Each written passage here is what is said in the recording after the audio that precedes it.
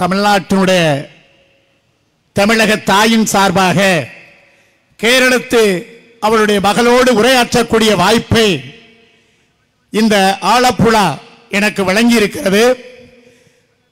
இந்த பாத யாத்திரையினுடைய ஹீரோ நாயகன் நம்முடைய மௌலானா அசரப் அவர்களுக்கும் மௌலானா மௌலவி அவர்களுக்கும் அதோடு துணை தளபதிகளாக இங்கே வீற்றிருக்கக்கூடிய ராயல் அராக்கள் அவர்களுக்கும் அதேபோல் நம்முடைய அடுத்த தளபதியாக இங்கே வீற்றிருக்கக்கூடிய துளசிதரன் அவர்களுக்கும் மற்றும் மண்டல மாவட்ட தொகுதி வட்ட கிளை நிர்வாகி எல்லோருக்கும் என்னுடைய உயிரினும் மேலான வார்த்தை சொன்னவனாக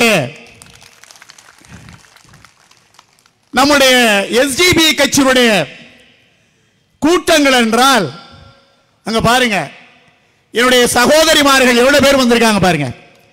அதே என்னுடைய சகோதரர்கள் நம்முடைய எஸ்டிபி கட்சி ஆரம்பிக்கப்பட்ட காலம் ஜூன் 21, 2009. நான் அந்த காலகட்டத்தில் எஸ்டிபி கட்சியில் தன்னை இணைத்துக் கொண்டவன். நான் தமிழ்நாடு காவல்துறையில் நான் காவலராக இருந்தவன். அங்க இல்லாத டிசிப்ளின் எஸ்டிபிஐ என்கின்ற தேசிய அரசியலில் இருக்கிறது. அதுதான் ஆர்எஸ்எஸ்க்கும் பிஜேபிக்கும் சங்க பரிவார கூடாரங்களுக்கும் கண்ணை உறுத்துகிறது. இவன் ஒழுக்கங்கிறான். மதுவுக்கு அப்பாற்பட்ட கட்சி உலகத்திலே ஒன்று இருக்கிறது என்றால் சோசியல் டெமோக்ராட்டிக் பார்ட்டி ஆஃப் இந்தியாவை தவிர எந்த கட்சியும் கிடையாது. எவனுக்கு அறியல கிடையாது அதை பத்தி பேச நம்மை தவிர. அதனால் தான் இவன் குடிக்க கூடாதுன்னு ஒரு கொள்கையை வச்சிருக்கிறான். இதுல எப்படி இளைஞர்கள் பட்டாளம் படித்த இளைஞர்கள் எல்லோரும் தன்னை உட்படுத்துகிறார்கள் என்பதை ஆர்எஸ்எஸ் நம்மளை விட தெளிவா தெரிஞ்சு வச்சிருக்கான். ஆனா அவனை விட அவனை நம்ம நல்லா உள்வாங்கி இருக்கோம். ஏன்னா அவன் கொலைகாரன், பயங்கரவாதி, இந்தியாவுடைய முதல் துப்பாக்கி கலாச்சாரத்தை உருவாக்கிய இந்திய தீவிரவாதி. இதையெல்லாம் நம்ம வச்சிருக்கோம் அவனை பத்தி.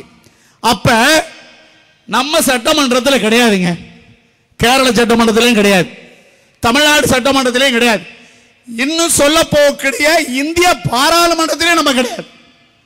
ஆனா நம்ம பேசுறோமே, நம்முடைய பிரதமராக இருக்கக்கூடிய திரு மோடி அவர்கள், உள்துறை அமைச்சராக இருக்கக்கூடிய அமித்ஷா அவர்கள் நம்ம பத்தி தாங்க பேசுறாங்க.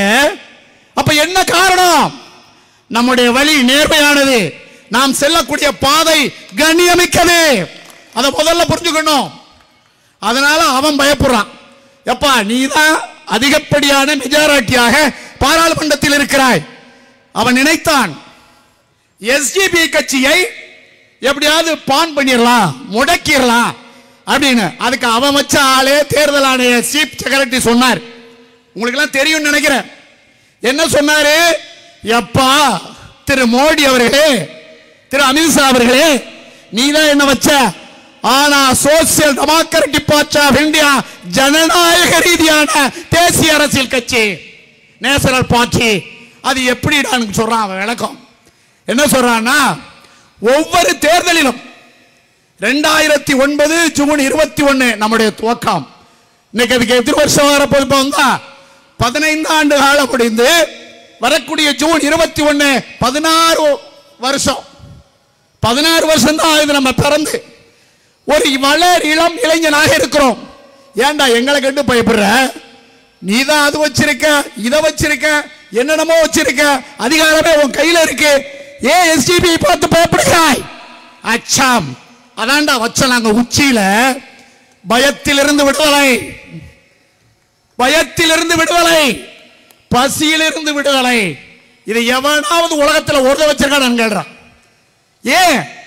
இரண்டே சொல், 2 words உலகத்தை உள்ளடக்கிட்டோம். ஒரு மனிதனுடைய வாழ்க்கையில் பயம் இருக்குமேயானால் அவன் ஒரு உச்சத்தை தொட இயலாது. அது கூட அவனுடைய பசி இருக்குமேனால் அவன் அறிவாற்றலே செயல்படாது. இதை போக்கினால் நம்முடைய இந்திய திருநாட்டை தேர்ச்சினால் எல்லோரும் அறிவு வளர்ச்சி பெறுவார்கள். அந்த அறிவை கொடுப்பதற்காகத்தான் Social democratic party of India தன் உயிரை கொடுத்து போராடுகிறது. தன் உயிரை. அது அவனுக்கு பிடிக்கல.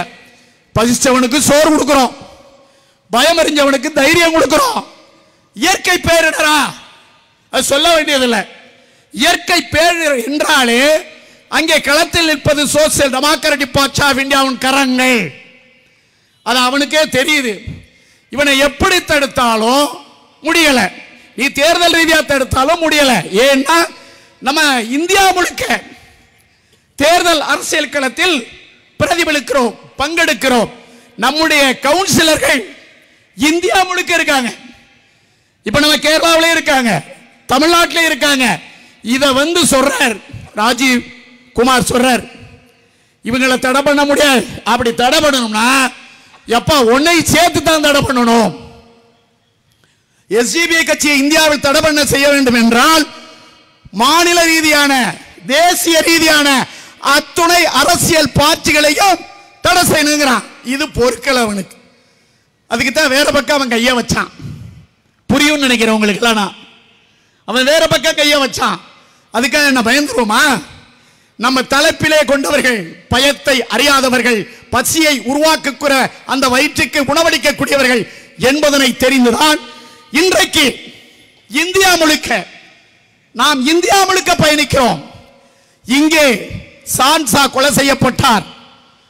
ஆர்எஸ்எஸ் கும்பலால், பாரதிய ஜனதா கும்பலால், சங்க பரிவார கும்பலால் இதே கேரளாவில், இதே ஆலப்புழாவில் சான்சா கொலை செய்யப்பட்டார். இந்தியா முழுக்க ஜிந்தாபாத் போராட்டம் வெடித்ததா இல்லையா? சொல்லுங்கள். நாம் செல்லக்கூடிய பாதையும் சொல்லக்கூடிய சொல்லும் தெளிவானது. யாரை திட்டுறது நம்ம வேலை இல்லை. நான் மக்களை மேல கொண்டதா வருது. யாத்திரையுடைய பேர் என்ன? இந்த யாத்திரையுடைய பேர் என்ன? ஜன முன்னேற்ற யாத்திரா, பீப்புள் டெவலப்மெண்ட் யாத்திரா. இதை சொன்னா அவங்க சொல்ல மாட்டான். அவன் ஜாதிய ரீதியா பிரிப்பான், மத ரீதியா பிரிப்பான், கம்யூனிட்டி ஆர் ரிலிஜியன். இவன் வேலை இதுதாங்க. நம்ம நிறைய பேர் விளக்கம் தெரியாம இருக்கிறோம். இந்துக்களுக்கும் இந்துத்துவாக்கும் வேறுபாடு இருக்கு. இந்துத்துவா கொலை செய்பவன், இந்துத்துவா அடுத்த விட்ட அடுப்பை தூக்கி உடைப்பவன், அவன் வயிற்றில் அடிப்பவன். ஆனா இந்துக்கள் வேறு. இந்துக்கள் வேறு.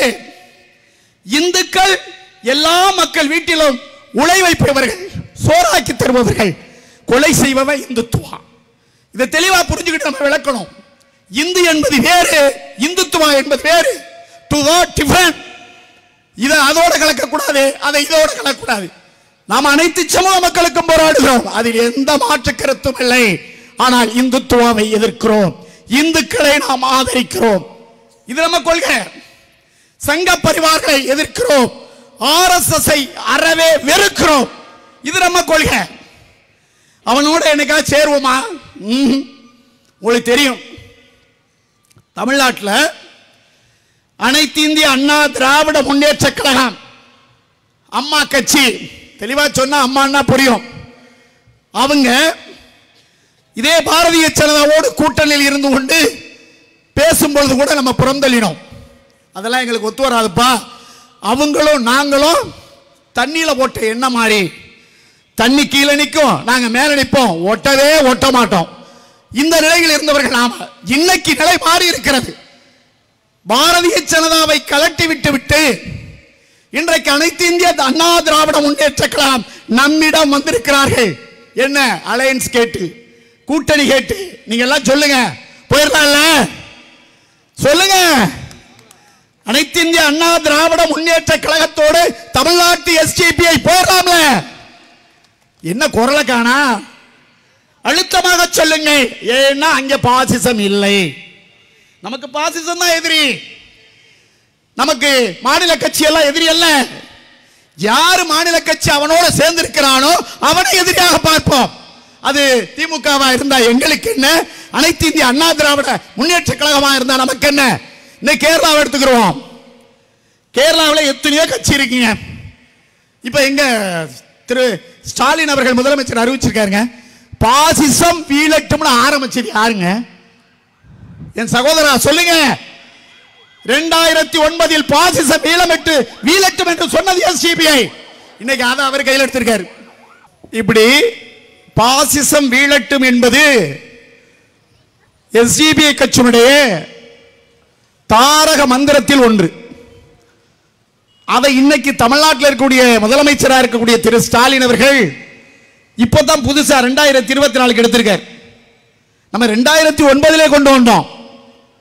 அது முக்கியமான ஒரு வேடு இன்னைக்கு அவர் கொண்டு வந்திருக்காரு. இதே திரு ஸ்டாலின் அவர்கள் பிறகு இதே பாசிசத்தோடு கைகோர்ப்பார். ஏற்கனவே திராவிட முன்னேற்ற கழகம் பாரதிய ஜனதா கட்சியோடு கூட்டணி வச்சு மத்தியில் வாஜ்பாயோடு இருந்த அரசுதான் என்பதை மறந்து விடாதீர்கள்.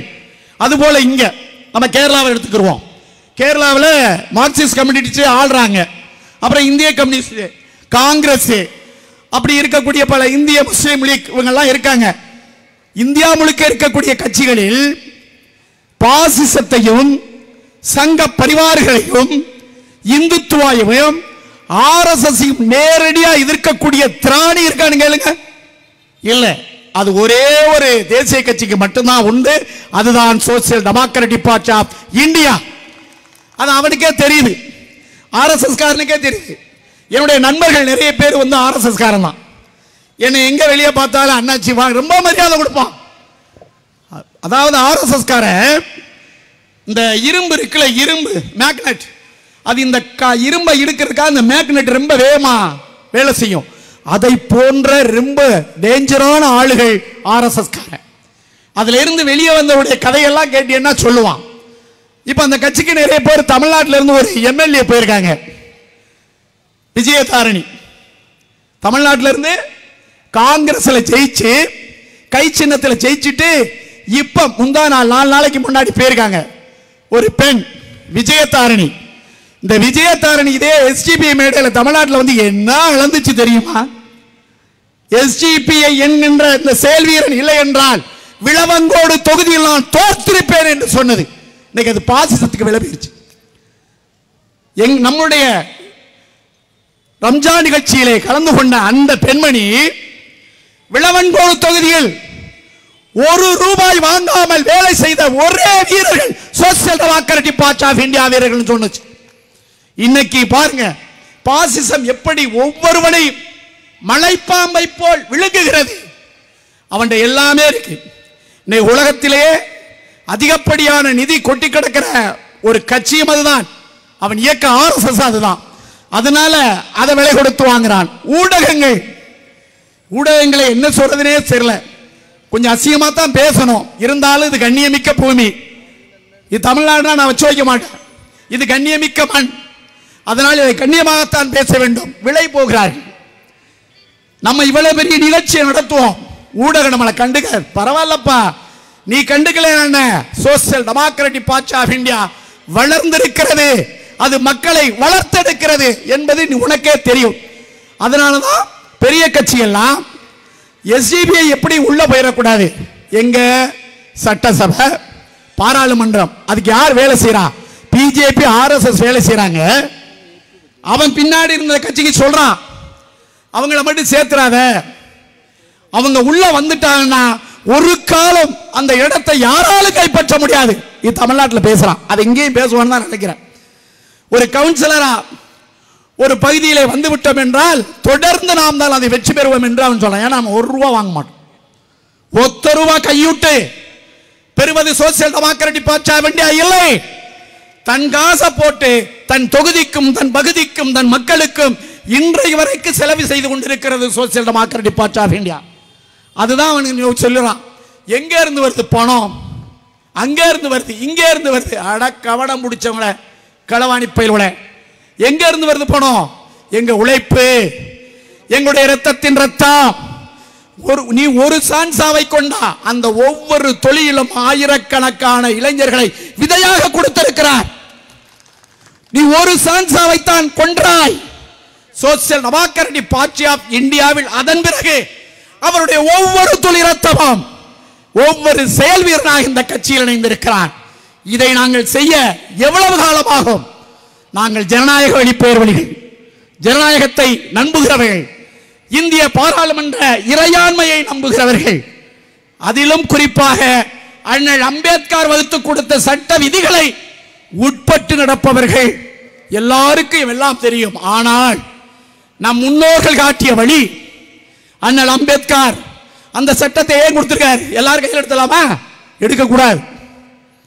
அது காவல்துறையினுடைய வேலை. என்ன சொன்னாங்க நம்முடைய தலைவர், காவல்துறையில RSS இருக்குன்னு. அது இப்பதானா தெரியும், இப்பதானா தெரியும்.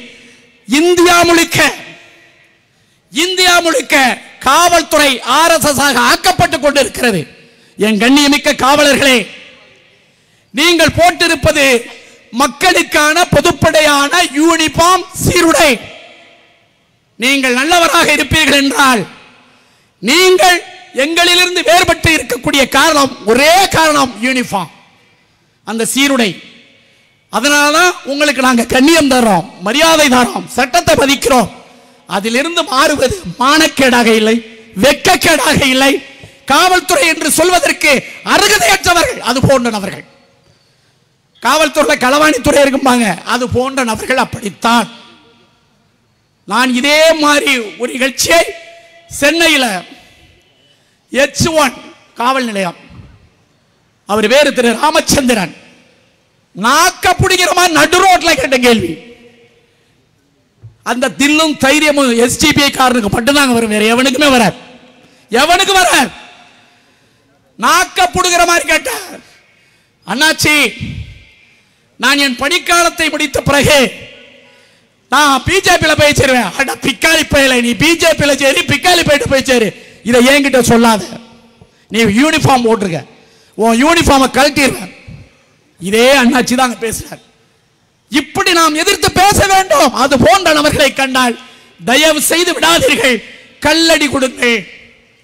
கல்லடியும் சொல்லடியும் அவனை மாற்றும், கண்டிப்பாக மாற்றும்.